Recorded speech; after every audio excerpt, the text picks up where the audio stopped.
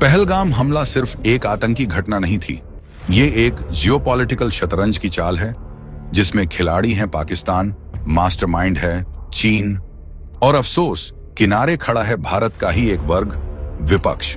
ऐसा कहने की वजह आगे जान जाएंगे।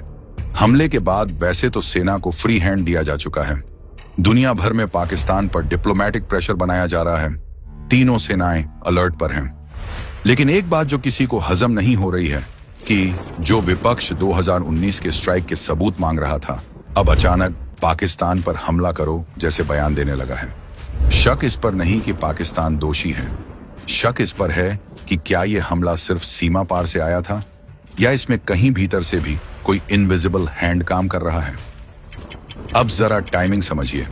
मोदी सरकार ग्लोबल मंचों पर लगातार मजबूत हो रही है, पाकिस्तान आर्थिक रूप से दिवालिया है, चीन की BRI लड़खड़ा रही है, CPEC ठप पड़ा है, इंडो पैसिफिक में भारत एक मजबूत खिलाड़ी बन चुका है, अमेरिका ने चीन पर 245% टैरिफ लगाकर उसकी मैन्युफैक्चरिंग को झटका दिया है और अब कंपनियां भारत की ओर रुख कर रही हैं।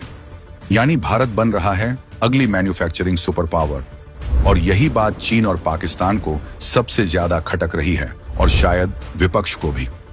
अब चीन अपने गिरते एजेंडे को सहारा देने के लिए पाकिस्तान का सहारा बना हुआ है और वैसे भी पाकिस्तान में अकेले इतनी हिम्मत नहीं कि वो भारत पर हमला करे, खासकर तब जब भारत में मोदी सरकार हो। मकसद साफ है, भारत को युद्ध में उलझाना, क्योंकि युद्ध का मतलब है अस्थिरता, अस्थिरता का मतलब है निवेश रुकना। जो रोड, पोर्ट्स, एयरपोर्ट्स, यूनिवर्सिटीज, अस्पताल बन रहे हैं उन पर ब्रेक लगाना और अंत में विपक्ष को चुनावी मौके देना ताकि वो कह सके मोदी जी ने किया ही क्या। युद्ध में उलझते ही भारत का फोकस LAC से हटेगा और यहीं से चीन अपने खेल में आगे बढ़ेगा। ये सिर्फ हमला नहीं है, ये आर्थिक वॉर की शुरुआत है। विपक्ष को भी इसका पूरा अंदाजा है, फिर भी वो सरकार को युद्ध में धकेलने की भाषा बोल रहा है। क्यों? ताकि मोदी सरकार का सबसे बड़ा वादा, भारत को तीसरी सबसे बड़ी आर्थिक महाशक्ति बनाना, अधूरा रह जाए। वो इस अधूरे वादे को चुनावी मुद्दा बना सके, यानी पूरा दबाव मोदी सरकार पर डालना है, चाहे इसके लिए देश को ही क्यों न दांव पर लगा देना पड़े।